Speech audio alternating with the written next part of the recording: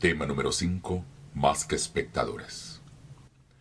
Si se me pidiera que colocara el Evangelio en una cápsula, simplemente señalaría la muerte, la sepultura y la resurrección de nuestro Señor Jesucristo.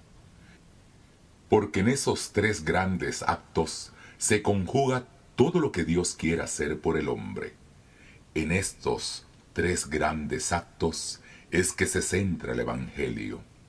En estos tres grandes actos encontramos la respuesta de Dios a la emergencia del pecado. Jesús fue un hombre que nació para morir. Para eso vino. Todo su camino desde Belén lo condujo inexorablemente hacia el Calvario. Él no podía salirse de ese camino, no podía apartarse, no podía alterarlo o pasar por alto su conclusión inevitable.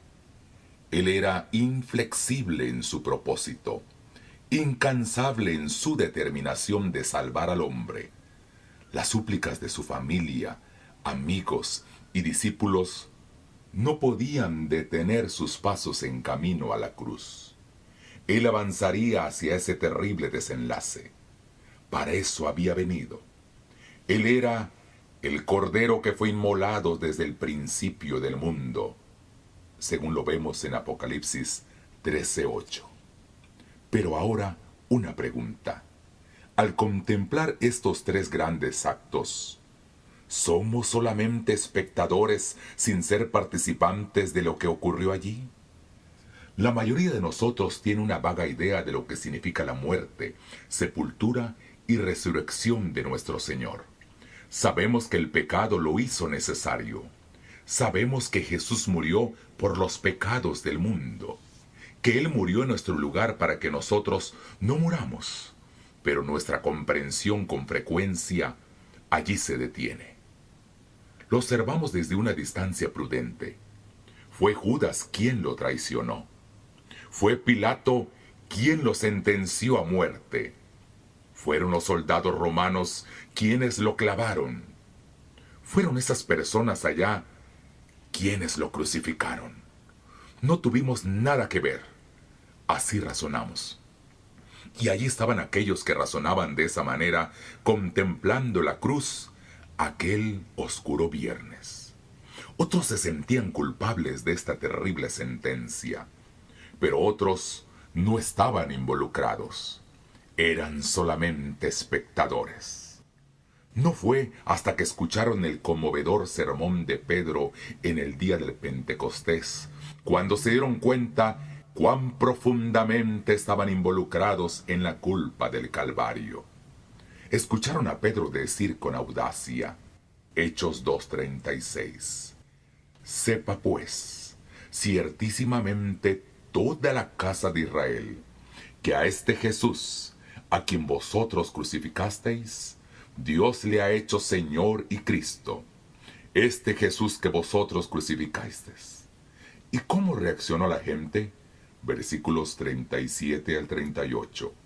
Al oír esto, se compungieron de corazón y dijeron a Pedro y a los otros apóstoles, «Varones hermanos, ¿qué haremos?» Pedro les dijo, «Arrepentíos y bautícese cada uno de vosotros en el nombre de Jesucristo para perdón de los pecados, y recibiréis el don del Espíritu Santo. Este Jesús que vosotros crucificasteis es lo que condujo a la conversión de miles en un día, quienes a través del bautismo demostraron públicamente que aceptaban la muerte, sepultura y resurrección de su Señor. ¿Es diferente con nosotros hoy? ¿Será que no compartimos la culpa del Calvario porque no estuvimos allí? ¿O también nosotros lo crucificamos? A veces nos gusta pensar que podemos recibir los beneficios del Calvario sin compartir su culpa, pero esto no es posible. Nos mantenemos apartados, a una distancia confortable, cómoda, y hablamos acerca de Jesús, quien murió por los pecados de los hombres, lo que Él hizo para salvar al mundo y cómo su muerte hizo posible el perdón, como si esto fuese algo automático. ¿Pero será? ¿Borró Jesús los pecados de todos los hombres en el momento de su muerte, ya sea que se arrepientan o no? ¿Fue todo el mundo salvo automáticamente por la muerte de Jesús, solamente porque Él hizo provisión para que todo el mundo sea salvo, solamente porque su sacrificio fue adecuado para todo el mundo? ¿Se salva cada persona automáticamente, ya sea que desee ser salvada o no? ¿Son nuestros pecados perdonados automáticamente, aun cuando no pidamos o deseemos ser perdonados? ¿O aun cuando nunca admitamos nuestra culpa? ¿Habrá alguna clase de participación de nuestra parte para que el perdón y la salvación lleguen a ser una realidad en nuestras vidas? Homero, en la Odisea, describe el dilema de Odiseo, el rey de Ítaca y héroe griego de la guerra de Troya. En sus 10 años posteriores a la guerra, tuvo que navegar el estrecho entre Scilia y Charybdis. Para hacerlo sin peligro, era esencial que él se mantuviese alejado del remolino del Charybdis. De otra manera, él y su barco y todos sus marineros podrían ser succionados a la tumba líquida. Pero al evitar el vórtice del Charybdis, se acercó demasiado el monstruo de Scilia, y el monstruo logró devorar a 6 de sus mejores marineros, a pesar de todo lo que él trató de hacer. Como Odiseo entre el monstruo y el remolino, también para muchos de nosotros resulta difícil encontrar un camino seguro entre 2 peligros. Evitamos el remolino solamente para ser atacados por el monstruo. Somos personas de extremos. Al evitar un peligro, nos acercamos demasiado a otro. Algunos cristianos, asombrados y deleitados por lo que Jesús hizo en el Calvario, por la salvación provista allí, se cruzan de brazos diciendo que no hay nada que podamos hacer. Dicen que solamente debemos creer, no debemos involucrarnos. Razonan correctamente. Por supuesto que no podemos salvarnos por nosotros mismos, y así llegan a convertirse nada más que en espectadores, reclamando la salvación, pero nunca llegando a ser participantes. El temor aún de obedecer a su Señor sería salirse o apartarse de la gracia. Así que al tratar de evitar el monstruo de la salvación por las obras, son conducidos al remolino de la desobediencia. Por otro lado, hay cristianos que no han captado completamente lo que Jesús ha hecho por ellos y lo adecuado de su sacrificio en la cruz. Piensan que de alguna manera deben ganar la salvación. Hacen largos peregrinajes, penitencias, mutilan sus cuerpos, esperando que Dios de alguna manera se convenza de su sinceridad y finalmente lo salve. Están los flagelantes de las Filipinas, con instrumentos que contienen incrustados pedazos de vidrio que hacen sangrar sus cuerpos. Flagelan sus cuerpos, causando intenso dolor. Otros son literalmente crucificados. ¿Por qué esta brutalidad? ¿Por qué lo hacen? ¿No saben que Jesús ya lo hizo por ellos?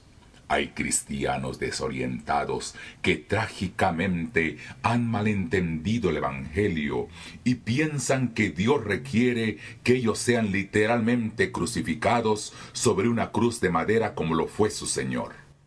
Qué triste es estar tan errados acerca de lo que constituye la verdadera adoración. ¿Qué actos tan extraños asumen los hombres? ¿Qué altares tan extraños construyen en su búsqueda por paz interior?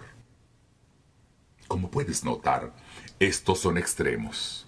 Demasiada participación en lo que Jesús hizo por nosotros, o ninguna. Por un lado, torturando sus cuerpos, tratando de ganar la salvación, y por otro lado, manteniéndose a una distancia segura, diciendo, Jesús lo hizo todo.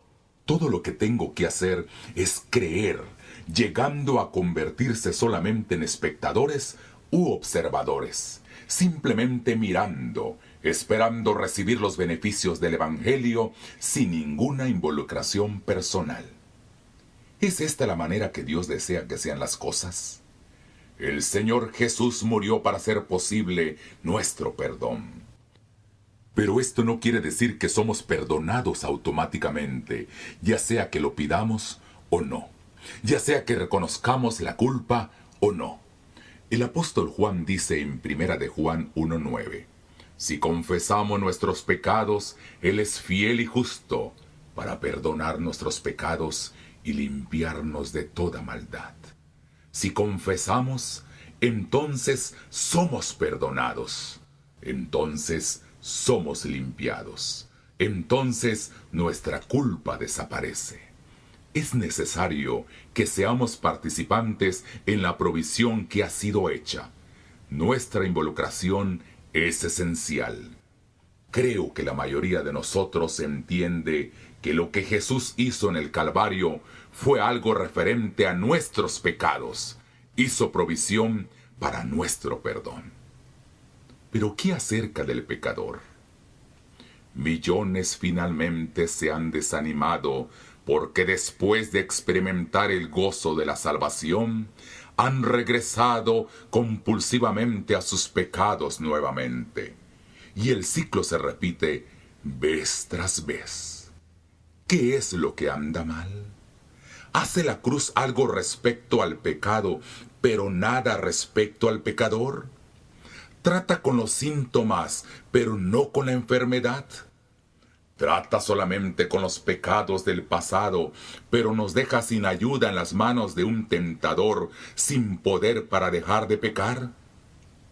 Lava la sangre de Jesús nuestros pecados, pero no hace nada acerca de la fuente contaminada donde se origina el pecado.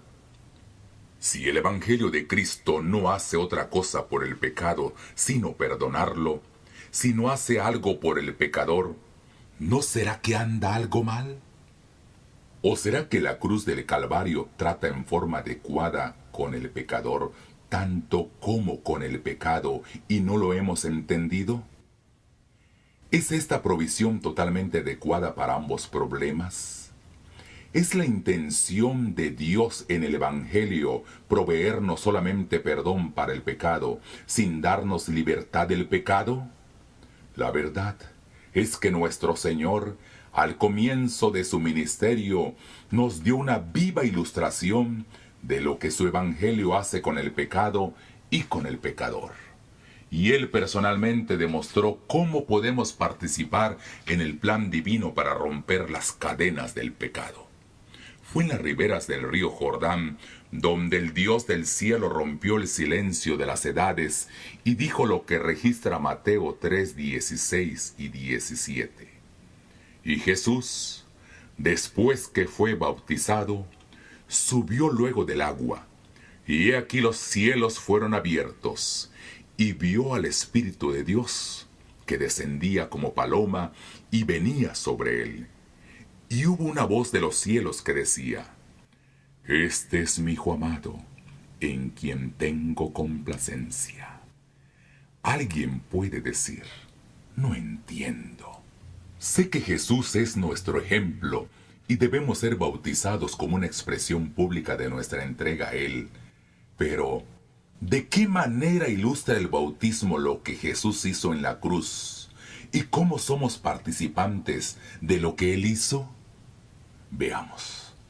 El apóstol Pablo lo explica de una forma maravillosa. Romanos 6, versículo 3 al 5. ¿O no sabéis que todos los que hemos sido bautizados en Cristo Jesús, hemos sido bautizados en su muerte? Porque somos sepultados juntamente con Él para muerte por el bautismo, a fin de que como Cristo resucitó de los muertos por la gloria del Padre, así también nosotros andemos en vida nueva. Porque si fuimos plantados juntamente con Él en la semejanza de su muerte, así también lo seremos en la de su resurrección. ¿Ves cómo el bautismo representa perfectamente los tres grandes actos de nuestro Señor que hacen posible nuestra salvación? ¿Ves cómo aquel bautismo es un memorial perfecto de la muerte, sepultura y resurrección de Jesús? El bautismo, no el día de descanso, es el memorial de esos tres grandes actos, elegido por Dios mismo. Pero espera, el bautismo es más que un memorial de lo que Dios hizo por nosotros. Nota que nosotros estamos involucrados. De alguna manera somos participantes, somos bautizados en su muerte, somos sepultados con Él para que vivamos una vida nueva, unidos con Él en su muerte, unidos con Él en su resurrección. Eso es lo que Él dice. Algo le ocurrió a Jesús hace 20 siglos, pero también algo nos ocurre a nosotros. Somos participantes. Inmediatamente podemos ver que la inmersión es la única clase de bautismo que puede representar la muerte, sepultura y resurrección de parte de Jesús o de parte nuestra. Y como ves, también el bautismo es solamente para aquellos que tienen suficiente edad y pueden entenderlo. La persona está en el agua, esperando el bautismo, deseosa de participar. Detiene su aliento como símbolo de su muerte al pecado. Es colocada debajo del agua como símbolo de la sepultura de la vida antigua. Y es levantada del agua como símbolo de su resurrección a la nueva vida. Idealmente, esta es la muerte al pecado, la sepultura de la vida antigua, la resurrección a una nueva vida. Idealmente, todo esto ocurre en el momento del bautismo, o mejor aún, ocurre antes, siendo el bautismo un testimonio público de lo que ya ha ocurrido. Al igual que una boda, es un anuncio público de la unión de corazones que ya se han unido. Pero no siempre ocurre de esta manera. No hay virtud alguna en el agua en sí misma.